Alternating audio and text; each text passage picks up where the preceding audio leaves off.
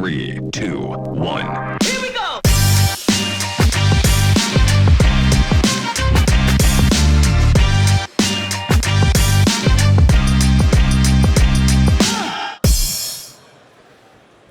Alors vous le savez, la Health Tech et les hôpitaux se rencontrent au service de la santé de demain. On est au CHU Health Tech Connection Day, 4e édition ici à Bordeaux, au Palais des Congrès.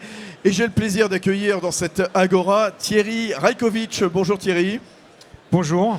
Soyez le bienvenu, vous êtes le DGA de Banque Populaire Aquitaine, Centre Atlantique. Sébastien Marie-Louise, bonjour.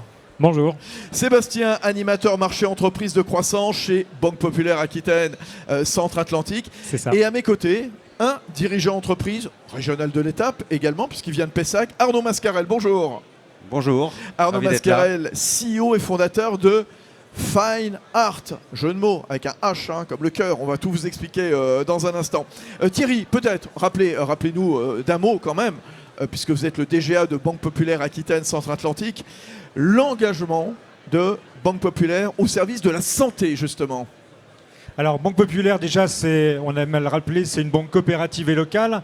Donc nous, notre vision de l'économie circulaire, à la fois, c'est du circuit court en proximité, en ancrage territorial et dans l'accompagnement de l'économie réelle, et puis du circuit long, avec l'accompagnement de la création jusqu'à l'ETI, et ce qui fait d'ailleurs qu'on a été encore élu il y a quelques jours première banque des PME au niveau national. Ouais, ça fait une douzaine d'années que ça dure, cette Oui, histoire. tout à fait, ça dure et on y tient vraiment beaucoup, quoi. Donc 14 ans même, hein, je crois que c'est ça. 14, je regarde, voilà, tout augmente. Hein. En fait, le Allez-y, dernier Thierry. sondage, il datait d'il y a 2 ans. Alors, l'économie de la santé, évidemment, ça nous interpelle parce que c'est tout ce qu'il y a des enjeux sociétaux, c'est important. Je vais donner quelques chiffres. À l'échelle nationale, 4 millions de dons qui ont été faits sur des projets. Banque Populaire Aquitaine Centre-Atlantique, on est mécène de l'Institut Bergonié avec son programme Cancer Innovation Aquitaine. Donc beaucoup d'accompagnement. En termes de financement, ça a été dit tout à l'heure, 6,8 milliards pour l'ensemble des acteurs de la santé mis en place. Donc voilà, c'est quelque chose qui compte. On a juste à côté la banque coopérative de la fonction publique avec mon ami Christian qui est là pour accompagner les acteurs de la santé. On a une plateforme Next Santé qui est là aussi pour accompagner tous les acteurs de la santé pour répondre à des problématiques individuelles ou de projets. Et puis on a aussi Next Innov également. On va en parler, mais là peut-être ouais. Sébastien pourra en parler mieux que moi. Ouais, c'est formidable ce qui se passe. Et c'est vrai qu'on a un écosystème, Sébastien, de la Health Tech qui est foisonnant. Il n'y a qu'à regarder tous les stands hein, ici, donc au Palais des Congrès de Bordeaux. On parle beaucoup d'innovation, bien sûr. Et c'est vrai que l'innovation, ça se finance. Voilà, le nerf de la guerre, c'est l'argent, bien sûr. Et c'est là que vous intervenez avec Nextinov, ce dispositif d'accompagnement dédié. Allez, racontez-nous, faites-nous le pitch sur Nextinov, Sébastien. Avec plaisir. Alors, Nextinov, c'est quoi? Nextinov, c'est une marque et c'est aussi un dispositif dédié à l'accompagnement des entreprises de croissance. Entreprises de croissance, ça sous-entend donc des startups, donc le territoire qu'on voit aujourd'hui, et également des PME innovantes, des PME qui transforment leur modèle ou en tout cas qui veulent apporter un nouveau process ou un nouveau produit sur leur mission. Donc Nextinov, ça existe depuis 2014 au sein des banques populaires et donc aujourd'hui c'est vrai que moi je travaille sur la Nouvelle-Aquitaine pour la BPAK, mais c'est un dispositif qui est national, donc ça représente vraiment tout le territoire. Et aujourd'hui, pour vous donner quelques chiffres, au national, ça représente 5500 projets accompagnés. C'est plus d'1 milliard déployés pour accompagner des projets innovants. Donc concrètement, en termes d'organisation, c'est quoi Nextinov? C'est un dispositif derrière lequel on a des interlocuteurs experts, donc des interlocuteurs formés, et pas seulement en front, pas seulement les chargés d'affaires, mais également les personnes en back-office, les personnes qui lisent les dossiers pour acter une décision. C'est important qu'elles comprennent également l'enjeu et les valeurs derrière qu'on doit retrouver à l'intérieur d'un projet innovant. Donc Parce que c'est vrai que ça peut être un peu compliqué parfois pour un conseiller bancaire. On parle quand même de choses qui n'existaient pas avant, de nouvelles technologies, d'innovation, bien entendu. Vous avez raison, il faut un petit peu évangéliser. Hein. C'est exactement le terme, évangéliser.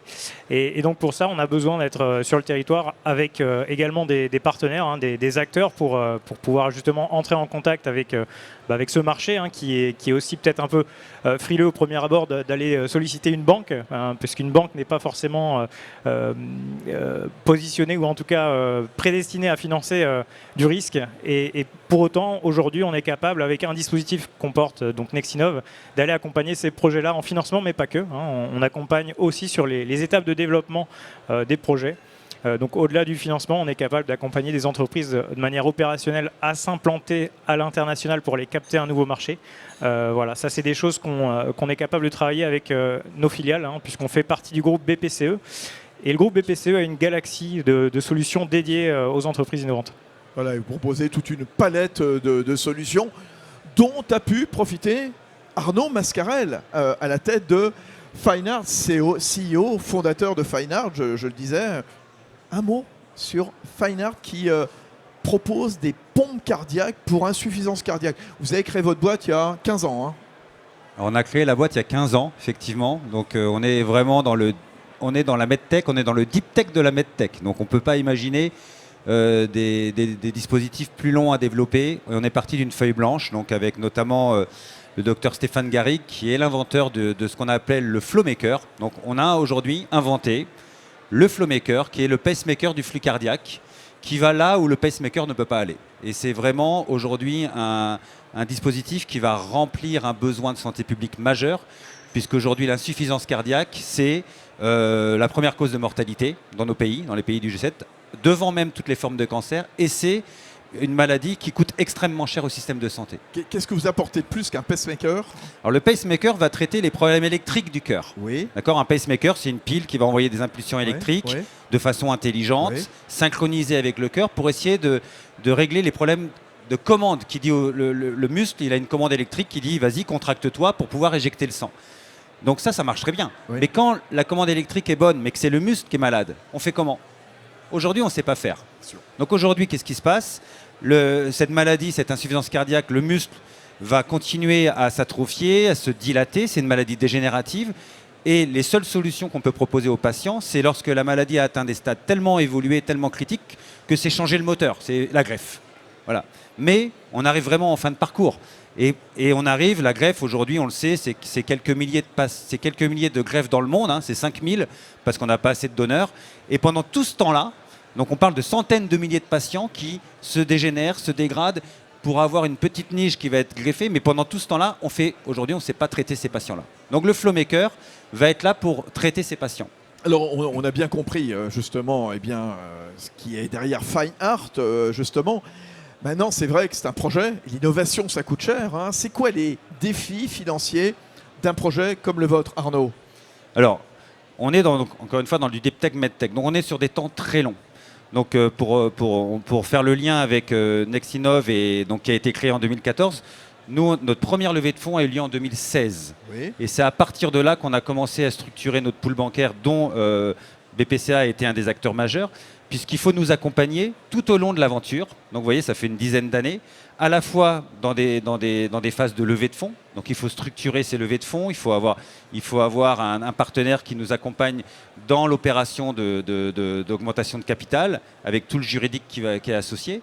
Et puis ensuite, nous, on lève de l'argent auprès d'investisseurs privés et on a des effets de levier avec notamment la région qui est là, qui nous accompagne, l'Europe, etc. Mais aussi, forcément, on essaye de faire des effets de levier via des partenaires bancaires qui nous permettent, pour nous, d'avoir le maximum de runway, donc d'action entre chaque levée de fonds. Et c'est clé parce que si vous voulez lever de l'argent dans notre aventure, il faut qu'à chaque fois vous ayez créé de la valeur, vous ayez atteint des jalons qui soient créateurs de valeur.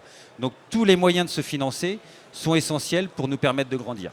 Nécessairement. Et l'accompagnement de Banque Populaire, justement, quel a-t-il été tout à l'heure, Sébastien nous disait, voilà, au sein de Nexinov, on essaie de comprendre et d'expliquer les projets. Et ça a été important pour vous, justement, d'avoir cette compréhension de ce que vous apportiez avec Fine Art. C'est essentiel parce que si vous n'avez pas de partenaire qui est capable de comprendre ce que vous faites, qui est capable de comprendre votre innovation, comment vous voulez qu'ils vous soutiennent ? Donc il faut qu'ils comprennent, il faut qu'on ait des gens qui aient cette culture de l'innovation, qui comprend aussi ces temps longs pour pouvoir nous soutenir. Et aussi, parce que ce n'est pas que le financement, c'est aussi la mise en relation. Nextinov, c'est un projet qui finance énormément d'entreprises comme nous. C'est un très réseau. innovantes. Donc Voilà. ça nous met, Voilà. ça nous met Bien sûr. en relation relation. avec d'autres partenaires. Bien Et sûr. ça, c'est clé. Sébastien, c'est quoi la force Nextinov dans l'accompagnement d'un projet comme celui de Arnaud Mascarel à la tête de Fine Art? Bonne question. Alors, il y en a plusieurs. Premier point, et pour l'évoquer quand même, c'est important de le stipuler, c'est des outils avec lesquels on est capable d'accompagner ce type de projet. La Banque Populaire, elle a co-construit un prêt avec le Fonds européen d'investissement, le FEI, qui lui permet d'avoir une contre-garantie du FEI. Ça, c'est une des clés, on va dire, qui nous a permis d'accompagner assez tôt l'innovation et ce qui nous permet de continuer aujourd'hui, finalement, à financer aussi l'innovation. Alors, au-delà de ça, Arnaud l'a dit, c'est vraiment un partenaire dans la durée. Ça, c'est quelque chose d'important. Ça, c'est quelque chose qu'on inculque aussi quand on aborde et on discute avec les startups. C'est un peu par opposition au volet capital investissement, hein, puisque voilà, on n'est pas là pour une période. Nous, on s'inscrit vraiment sur la durée, dans le temps. On veut rester le partenaire, le premier partenaire, évidemment, le partenaire long terme des startups. Et voilà, pour ça, on a besoin forcément de comprendre les projets à chaque étape. Alors, je dis bien à chaque étape, hein, puisque les projets dans l'innovation, ça évolue. Quand on part d'une feuille blanche au départ, souvent on chiffonne la feuille, on repart sur autre chose. Ouais, il y a des pivots, on appelle ça un pivot. Mais c'est l'ADN même de l'innovation en santé. Exactement. On cherche, puis parfois oui, poubelle. Puis, l'innovation de manière générale. Donc, ça nous oblige aussi finalement à être assez proche des dirigeants pour bien comprendre leurs enjeux et où ils vont. C'est à la fois valable sur le volet entreprise, mais c'est aussi valable sur le volet personnel. Nous, on accompagne, on tient vraiment à ça, accompagner aussi les fondateurs à titre personnel dans leurs projets. Alors, leur projet de vie, forcément, hein, à chaque étape de la vie, c'est important. Et nous, on veut être le premier partenaire aux côtés du dirigeant. Et au-delà de ça, c'est aussi d'être capable de les accompagner sur les étapes d'après. C'est-à-dire que une entreprise, c'est pas toute une vie, c'est un morceau de la vie. Souvent, voilà, il y a une fin. Alors, heureuse, moins heureuse, mais il y a une fin et on veut passer à autre chose. Ça, c'est des choses qu'on est aussi capable de proposer, accompagner le dirigeant sur sa sortie. On est aujourd'hui structuré avec des expertises patrimoniales pour faciliter justement ce type de sortie. Alors, je parle d'exit forcément. Et ça, c'est des choses qui sont importantes pour les dirigeants de start-up. Encore un dernier mot, Arnaud Mascarel, c'est quoi les prochaines étapes pour Fine Art? Alors là, aujourd'hui, Fine Art, c'est une société qui est rentrée en phase clinique. Oui. On est dans ce qu'on appelle les phases pilotes, donc les phases de faisabilité. Ce qu'on développe, c'est une thérapie très disruptive. Donc il faut apprendre cas par cas, améliorer, aménager la façon de gérer le patient, etc. Donc le clinique, c'est important. Et en parallèle de ça, on industrialise le produit. Donc là, aujourd'hui, on a un bâtiment de 3500 m² qui vient de nous être livré. On n'en a pas encore trop parlé parce qu'il faut l'aménager. Pour l'aménager, il faut lever de l'argent. On est en pleine phase de levée de fonds. Et on ira bien sûr voir nos partenaires bancaires pour financer tous les capex qui vont avec. Mais effectivement, on est dans cette phase-là. Souvent, pour des boîtes comme la nôtre, on appelle ça un peu la vallée de la mort parce que vous êtes dans la phase où vous industrialisez avec beaucoup d'investissements. Vous faites du clinique pilote. Vous n'êtes pas encore sur du clinique qui vous permet d'aller sur le marché. Donc, vous êtes dans une phase qui nécessite beaucoup de capitaux et qui est long. Mais c'est l'enjeu si on veut derrière ensuite faire des champions européens, des champions internationaux et ne pas, comme trop souvent, demander à des gros stratégiques qui sont souvent des Américains ou des Chinois de faire le boulot pour vous. Donc on est dans cette phase-là et les partenaires bancaires, ils sont clés. Voilà. Dernier mot, ça sera vous, Thierry Rajkovic, donc le DGA de Banque Populaire Aquitaine Centre-Atlantique. Qu'est-ce qu'on doit retenir en un mot, voilà, à l'issue de cette conversation de l'approche Banque Populaire sur l'innovation en santé? Je crois que vous l'avez compris, nous, notre enjeu, c'est de comprendre, ça passe d'accompagner et de soutenir tous les acteurs de la health tech, même quand ils sont dans des périodes de deep périodes, voilà, parce que ça les aide à faire émerger des solutions qui seront les réponses à nos enjeux de demain. Et dans notre métier de banquier, se rendre utile dans ces périodes-là, c'est ce qui fait effectivement le bonheur de notre métier. Voilà, en tout cas, longue vie à Fine Art. Merci beaucoup à Arnaud Mascarel. Et puis merci à Banque Populaire Aquitaine Centre-Atlantique. Ouais, Sébastien, où est-ce qu'on se retrouve après? Alors, on se retrouve, pour tous ceux qui le souhaitent, à 15h sur le stand Banque Populaire pour une Learning Expedition. Alors, il est où là? Alors, on est juste à gauche. À gauche, ouais. Très simple à trouver. À gauche de l'Agora pour nous, à droite de l'Agora pour vous. Donc à 15h, une petite Learning Expedition où on va parler du financement non dilutif de manière un peu plus globale. On va annoncer notamment une nouveauté pour Banque Populaire, pour accompagner encore un peu plus loin les entreprises innovantes. Et en l'occurrence, il y aura quelques petites surprises. Bon, des dégustations notamment, mais voilà, d'autres surprises. Des enveloppes remplies? Non, je rigole. Alors ça, on n'a pas le droit, mais Je rigole. il y aura d'autres surprises intéressantes quand même. C'est super. Merci beaucoup Sébastien Marie-Louis. C'est donc à 15h sur le stand de Banque Populaire Aquitaine Centre-Atlantique. Merci Thierry Rajkovic. Voilà, merci. Bonne journée à tous. Ici, eh bien, au 4e CHU Health Tech Connection Day à Bordeaux. 3, 2, 1.